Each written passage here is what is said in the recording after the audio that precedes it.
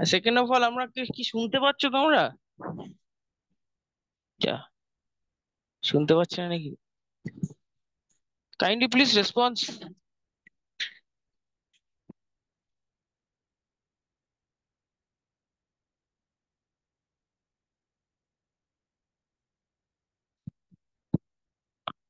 Okay, I guess তোমরা শুনতে পাচ্ছ মনে হয়।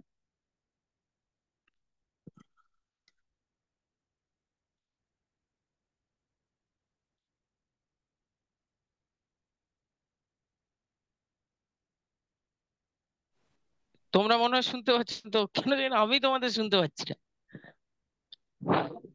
ঠিক আছে, ইটস অল রাইট।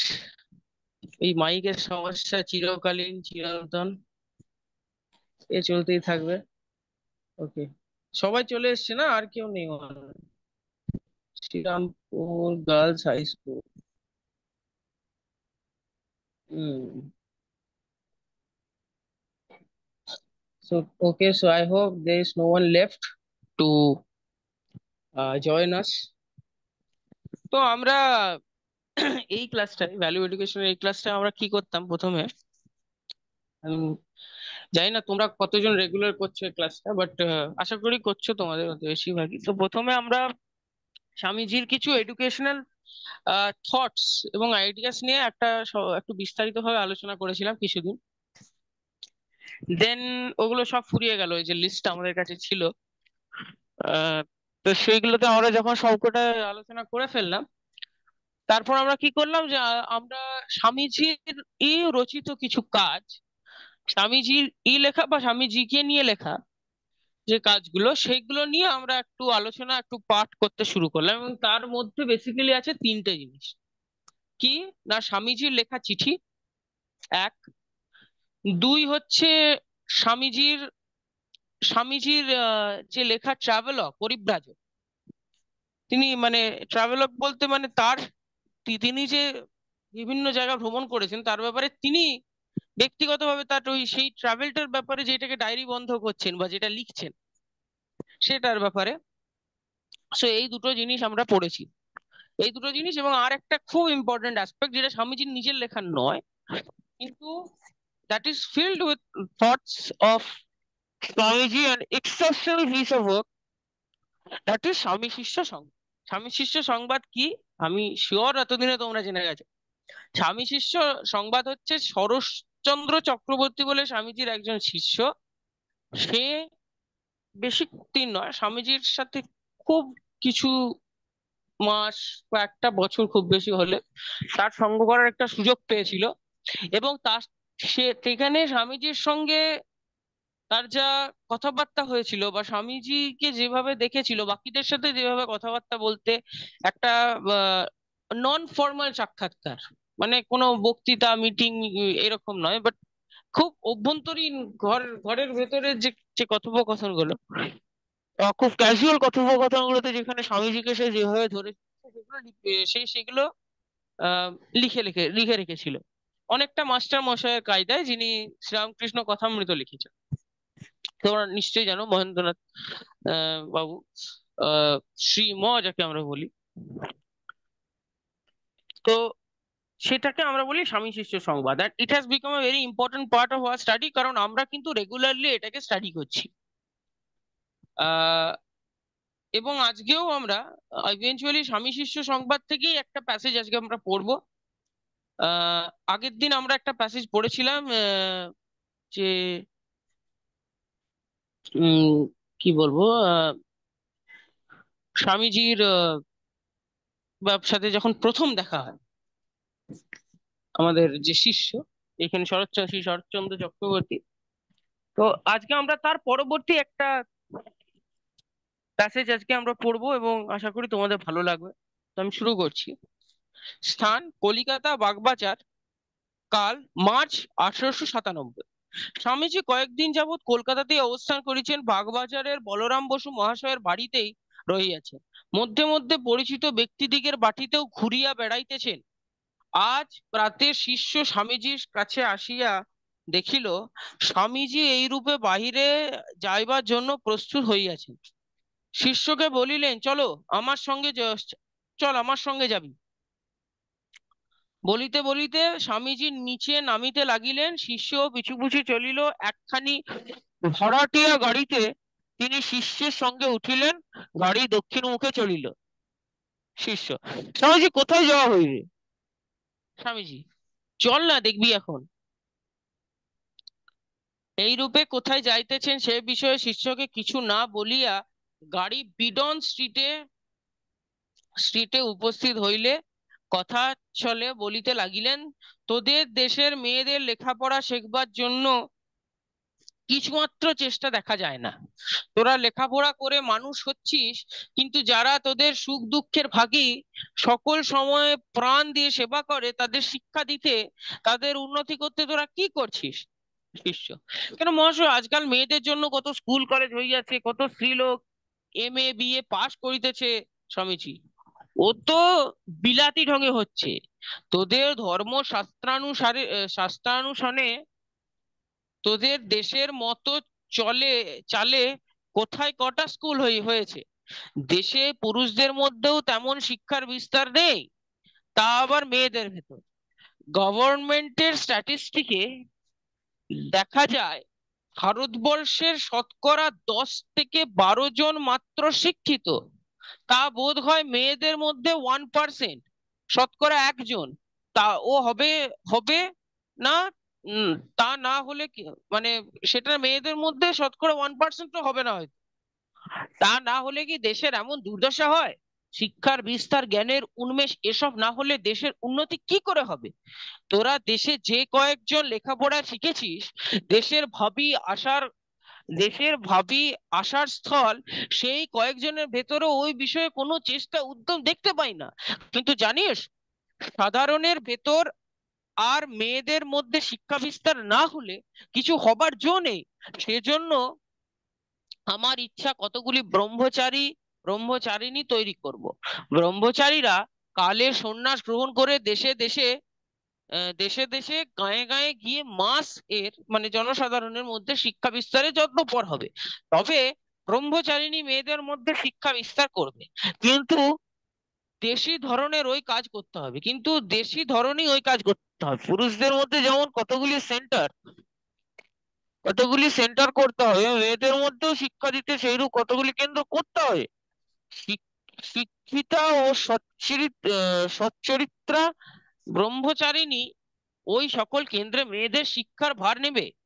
পুরাণ ইতিহাস, গৃহকার্য, শিল্প, ঘরকন্যা, নিয়ম ও আদর্শ, চরিত্র গঠনের সহায়ক নীতিগুলি বর্তমানে শিক্ষা দিতে হবে বিজ্ঞানের সহায়তায় শিক্ষা দিতে হবে। ছাত্রীদের ধর্মপরায়ণ ও নীতিপরায়ণ করতে হবে। কালে যাতে তারা ভালো গিন্নি তৈরি হয়, তাই করতে হবে। এই সকল এই সকল মেয়েদের সন্তান সন্ততিগণ পরে ওই সকল বিষয়ে আরো উন্নতি লাভ করতে পারবে। যাদের মা শিক্ষিতা ও নীতিপরায়ণ হয়, তাদের ঘরেই ঘরেই বড় লোক জন্মায়। মেয়েদের তোরা এখন যেন কতগুলি ম্যানুফ্যাকচারিং মেশিন, উৎপাদন যন্ত্র করে তুলেছিস। রাম রাম, এই কি তোদের শিক্ষার ফল? মেয়েদের মেয়েদের আগে তুলতে হবে, জনসাধারণকে জাগাতে হবে, তবে তো দেশের কল্যাণ, ভারতের কল্যাণ। পরের প্যাসেজ, আচ্ছা, গাড়ি এইবার কর্নওয়ালিস স্ট্রিটে ব্রহ্মসমাজ ছাড়াইয়া অগ্রসর হইতেছে দেখিয়া গাড়োয়ানকে বলিলেন, চোরবাগানের রাস্তায় চল। আচ্ছা, উনি গাড়ির দারোয়ানকে বললেন, চোরবাগানের রাস্তায় চলো। গাড়ি যখন ওই রাস্তায় প্রবেশ করিল, তখন স্বামীজি শিষ্যের নিকট প্রকাশ করিলেন, মহাকালী পাঠশালার স্থাপত্যত্রী স্থাপত্যত্রী তপস্বিনী মাতা তাহার পাঠশালা দর্শন করিতে আহ্বান করিয়া করিয়া তাহাকে চিঠি লিখিয়াছিলেন। এই পাঠশালা হ্যাঁ এই পাঠশালা চিঠি লিখেছে। এই পাঠশালা তখন চোরবাগানের একটা দোতলা ভাড়াটিয়া বাড়িতে ছিল। গাড়ি থামিলে 2-4 জন ভদ্রলোক তাহাকে প্রণাম করিয়া উপরে লইয়া গেলেন এবং তপস্বিনী মাতা দাঁড়াইয়া স্বামীজিকে অভ্যর্থনা করিলেন। অল্পক্ষণ পরেই তপস্বিনী মাতা স্বামীজিকে সঙ্গে করিয়া একটি ক্লাসে লইয়া গেলেন। কুমারীরা দাঁড়াইয়া স্বামীজিকে অভ্যর্থনা করিল এবং মাতাজির আদেশে প্রথমত শিবের ধ্যান সুর করিয়া আবৃত্তি করিতে লাগিল। কিরূপ প্রণালীতে পাঠশালায় পূজাদি শিক্ষা দেওয়া হয় মাতাজির আদেশে কুমারীগণ পরে তাহাই করিয়া দেখাইতে লাগিল। স্বামীজিও উৎফুল্ল মনে এই সকল দর্শন করিয়া অন্য এক শ্রেণীর ছাত্রদিগকে দেখিতে চাইলেন। বৃদ্ধা মাতাজি স্বামীজির সঙ্গে সকল ক্লাস ঘুরিতে পারিলেন না বলিয়া স্কুলে 2-3টি শিক্ষককে আহ্বান করিয়া সকল সকল ক্লাস ভালো করিয়া স্বামীজিকে দেখাইবার জন্য বলিয়া দিল। অনন্তর স্বামীজি সকল ক্লাস ঘুরিয়া পুনরায় স্বামীজি সকল ক্লাস ঘুরিয়া পুনরায় স্বামীজিকে দেখাইবার জন্য বলিয়া দিলেন। করিয়া সকল ক্লাস ভালো করিয়া স্বামীজিকে দেখাইবার জন্য বলিয়া দিলেন। অনন্তর স্বামীজি সকল ক্লাস ঘুরিয়া পুনরায় মাতাজির নিকটে ফিরিয়া আসিলে মাতাজি একজন কুমারীকে তখন ডাকিয়া আনিলেন এবং রঘুবংশের তৃতীয় রঘুবংশের তৃতীয় অধ্যায় প্রথম শ্লোকটি ব্যাখ্যা করিতে বলিল। ছাত্রীটিও উহার সংস্কৃত ব্যাখ্যা ব্যাখ্যা প্রচার কল্পে সংস্কৃত ব্যাখ্যা করিয়া স্বামীজিকে শুনাইল। স্বামীজি শুনিয়া সন্তোষ প্রকাশ করিলেন এবং স্ত্রী শিক্ষা প্রচার কল্পে মাতাজির অধ্যাবসায় এবং যত্নপরায়ণতার এতদূর সাফল্য দর্শন করিয়া তাহার ভূয়সী প্রশংসা করিতে লাগিলেন। মাতাজির এতদূর সাফল্য দর্শন করিয়া ভূয়সী প্রশংসা করিতে লাগলেন। মাতাজি তাহাতে বিনীতভাবে বলিলেন, আমি ভগবতী জ্ঞানে ছাত্রীদের সেবা করিয়া থাকি, নতুবা বিদ্যালয় করিয়া যশ লাভ করিবার বা অপর কোনো উদ্দেশ্য নেই। বিদ্যালয় সম্বন্ধীয় কথাবার্তা সমাপন করিয়া স্বামীজি বিদায় লইতে উদ্যোগ করিলে মাতাজি স্কুল সম্বন্ধে মতামত লিপিবদ্ধ করিতে দিয়ে দর্শকদিগের জন্য নির্দিষ্ট খাতায় ভিজিটর্স বুক স্বামীজিকে মতামত লিখিতে বলিলেন। স্বামীজি ওই পরিদর্শক পুস্তকে নিজ মত বিশদভাবে লিপিবদ্ধ করিলেন। লিখিত বিষয়ের শেষ সূত্রটি শিষ্যের এখনো মনে আছে, the movement is in the right direction. অনন্তর স্বামীজিকে অভিবাদন করিয়া মাতাজিকে অভিবাদন করিয়া স্বামীজি পুনরায় গাড়িতে উঠিলেন এবং শিষ্যের সহিত স্ত্রী শিক্ষা সম্বন্ধে নিম্নলিখিত ভাবে কথোপকথন করিতে লাগিলেন। বাগবাজার অভিমুখে মানে কথোপকথন করিতে করিতে বাগবাজার অভিমুখে অগ্রসর হইতে লাগিলেন। স্বামীজি মানে মাতাজির কোথায় জন্ম, সর্বস্ব ত্যাগী, তবু লোকহিতের জন্য কেমন যত্নবতী, স্ত্রীলোক না হলে কি ছাত্রীদের এমন করে শিক্ষা দিতে পারে? সবই ভালো দেখলুম, কিন্তু ওই যে কতকগুলি গৃহী পুরুষ মাস্টার রয়েছে, ওইটা ভালো বোধ হলো না। শিক্ষিতা বিধবা এবং ব্রহ্মচারিণী গণের উপরই ওই স্কুলের শিক্ষার ভার সর্বথা রাখা উচিত। এদেশে স্ত্রী বিদ্যালয়ে পুরুষ সংস্রব একেবারেই না রাখাই ভালো। শিষ্য: কিন্তু মহাশয়, গার্গী খনা লীলাবতীর মতো গুণবতী শিক্ষিতা স্ত্রীলোক দেশে এমন পাওয়া যায় কই? স্বামীজি: দেশে কি এখনো ওইরূপ স্ত্রীলোক নেই? এ সীতা সাবিত্রীর দেশ, পুণ্যক্ষেত্র। ভারতে এখনো মেয়েদের মধ্যে চরিত্র, সেবাভাগ, স্নেহ, দয়া, পুষ্টি ও ভক্তি দেখা যায়। পৃথিবীর কোথাও তেমন দেখলুম না। ও দেশে পাশ্চাত্যে মেয়েদের দেখে আমার অনেক সময় স্ত্রীলোক বলেই বোধ হতো না, ঠিক যেন পুরুষ মানুষ। গাড়ি চালাচ্ছে, অফিসে বেরুচ্ছে, স্কুলে যাচ্ছে, প্রফেসরি করছে। একমাত্র ভারতবর্ষের মেয়েদেরই লজ্জা, বিনয় প্রভৃতি দেখে চক্ষু জুড়ায়। এমন সব আধার পেলেও তোরা এদেশ এমন সব আধার পেয়েও তোরা এদের উন্নতি করতে পারলিনি, এদের ভেতর জ্ঞানালোক দিতে চেষ্টা করলি নে। ঠিক ঠিক শিক্ষা পেলে এরা আইডিয়াল স্ত্রীলোক হতে পারে।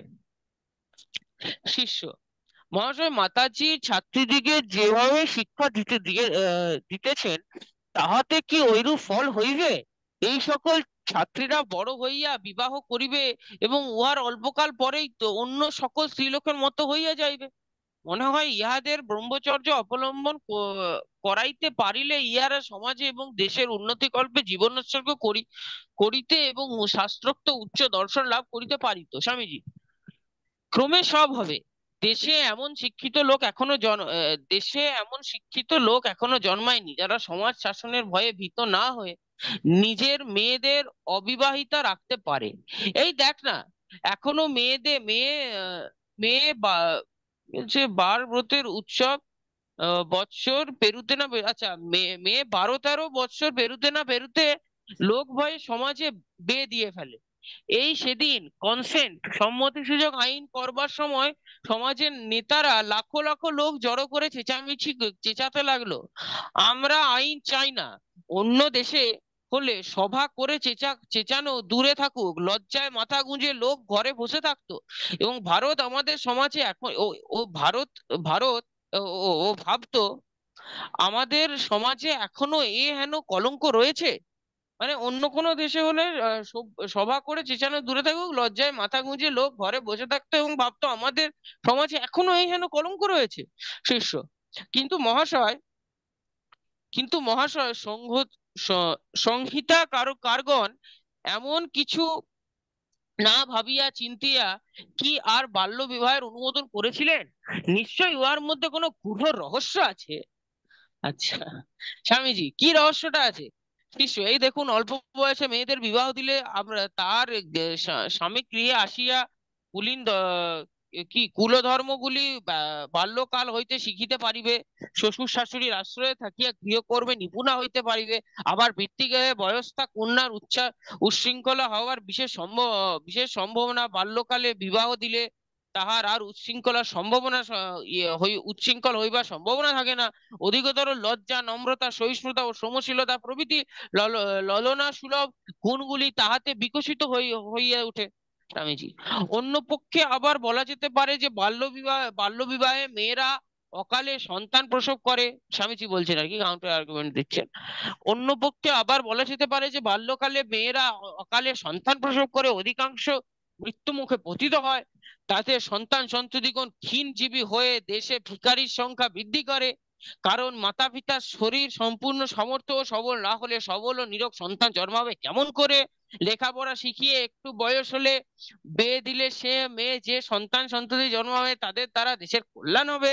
তোদের যে ঘরে ঘরে এত বিধবা, তার কারণ হচ্ছে এই বাল্যবিবাহ।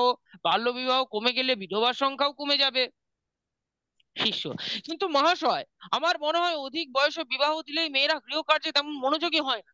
শুনিয়াছি কলিকাতার অনেক স্থানে শাশুড়িরা রাঁধে ও শিক্ষিতা বধূকে পায়ে আলতা পরিয়ে বসিয়া থাকে। আমাদের বাঙাল দেশে ওইরূপ কখনো হয় কখনো হইতে পায় না।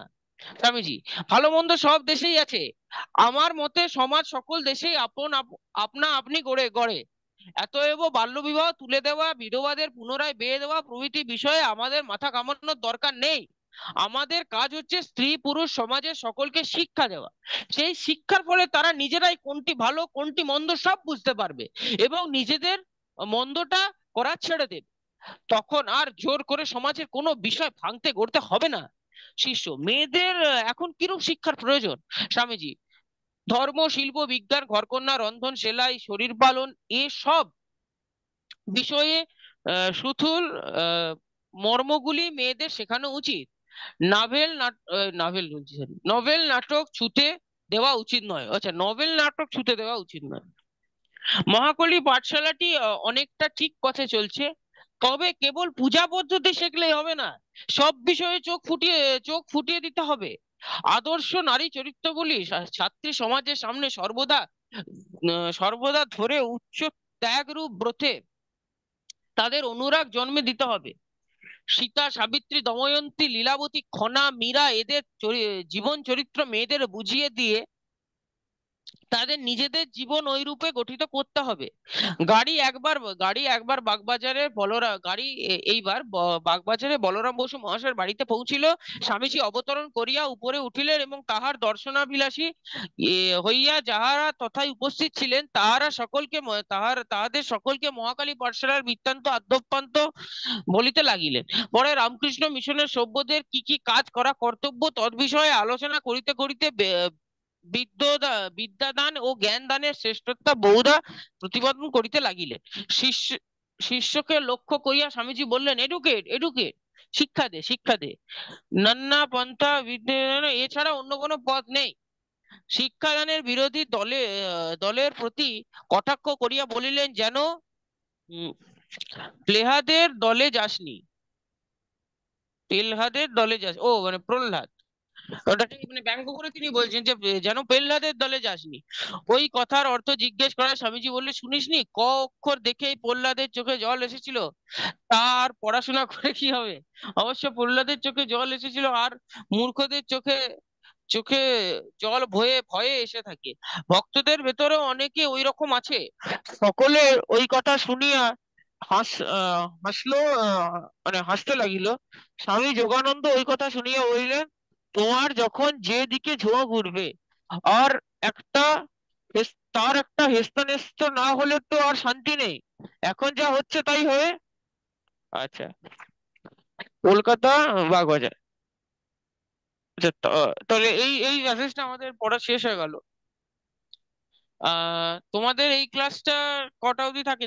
12টা 10 পর্যন্ত। তো তোমাদের কি এরপরে কোনো ক্লাস আছে? তাহলে আমরা এখানে শেষ করে দিতে পারি আর কি।